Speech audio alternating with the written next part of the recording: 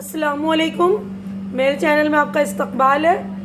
ये वीडियो 8वीं क्लास की किताब जान पहचान का सबक लेसन नंबर 2 कपड़ों की दावत, जो कि एक कहानी है।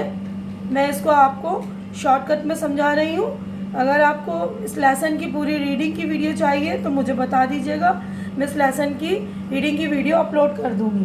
ठीक है, तो ये कहानी है कपड़ों की दावत, जिसमें ये बता रहे हैं कि एक गरीब शख्स था, उसका नाम था नासरुद्दीन। वो बहुत ही सादा ज़िंदगी गुजारता था, लेकिन अक्लमंद था। उसे दुनिया की किसी चीज़ की परवाह नहीं थी। और एक दिन शाम को जो है वो अपने घर लौट रहा था, तो रास्ते में उसे एक अपने दोस्त से मुलाकात हुई जो बहुत अच्छे कपड़े पहने हुआ था। तो नासरुद्दीन अपने पड़ोसी से सलाम दुआ कहा और करके कहा कि क्या तुम किसी ऐसा लग रहा है कि किसी बड़ी दावत में जा रहे हो तुम।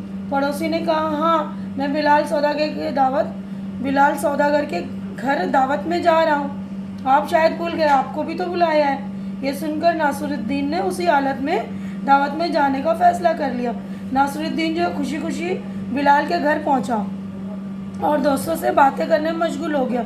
नासरुद्दीन ने क्या महसूस किया कि सब उसे इग्नोर कर रहे, नज़रअंदाज कर रहे हैं। खाना खाते वक्त भी उसके दोस्तों ने और मेज़बान यानी कि जो होस्ट हैं, किसी ने भी उसकी तरफ देखा नहीं।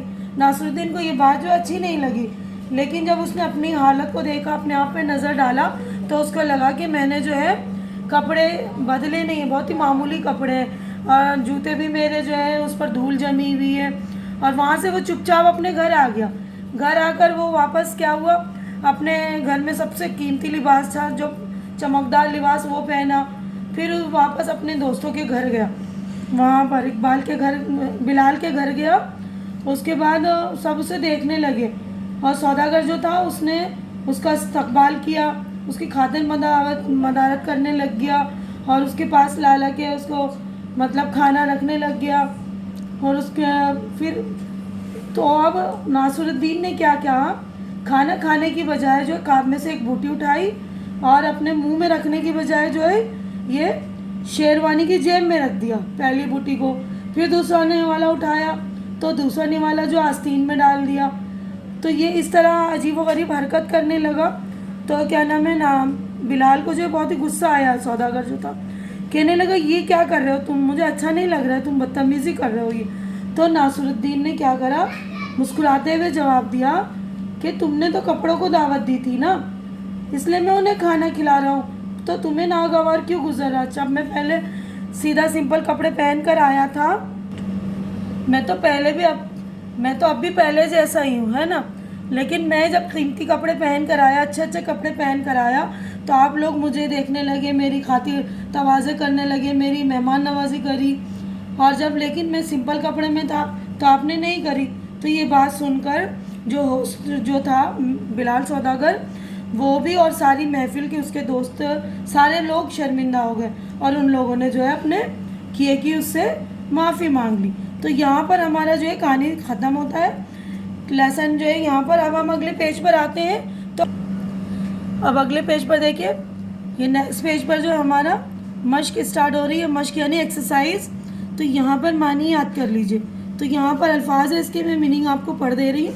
मदऊ यानी जिसको दावत दी गई, मेज़बान मेहमान बुलाने वाला या बनाने वाला जो किसी को अपना मेहमान बनाए, यानी कि होस्ट। नज़रअंदाज करना, अनदेखी करना।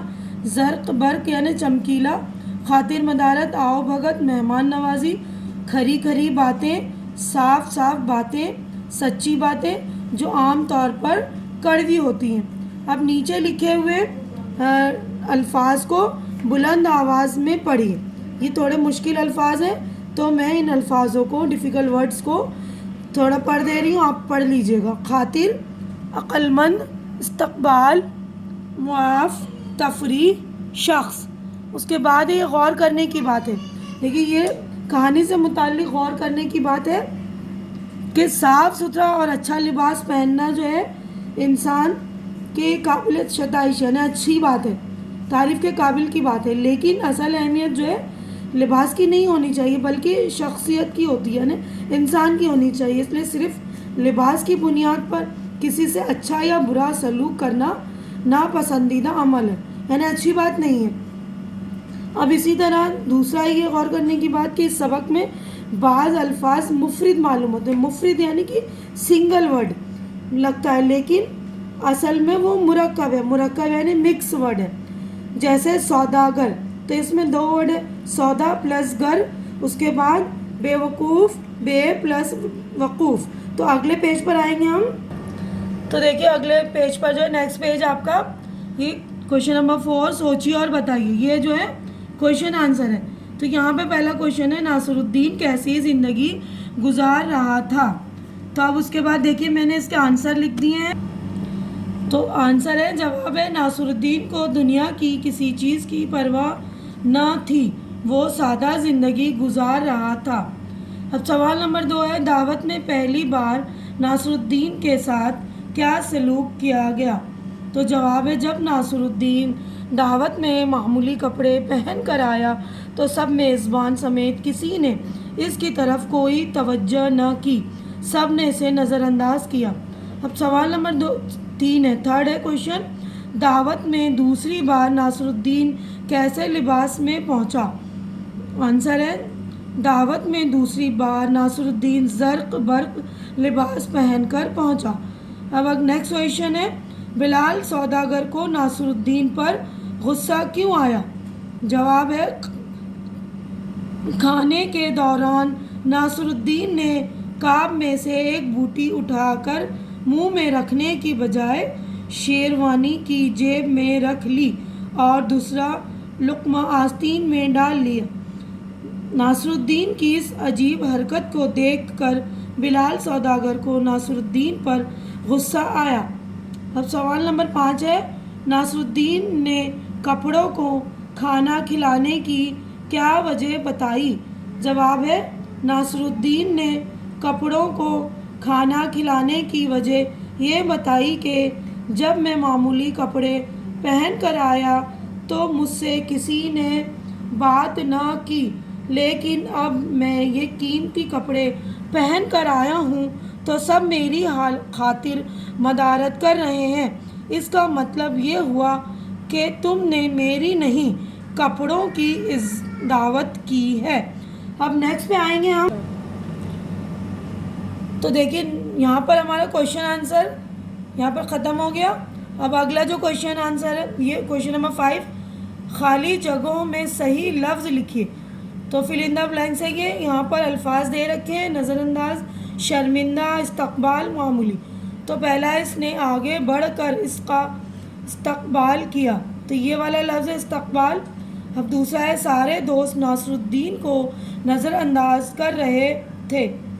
अब अगला है थर्ड, जब मामूली कपड़ों में आया तो किसी ने मुझसे बात भी न की।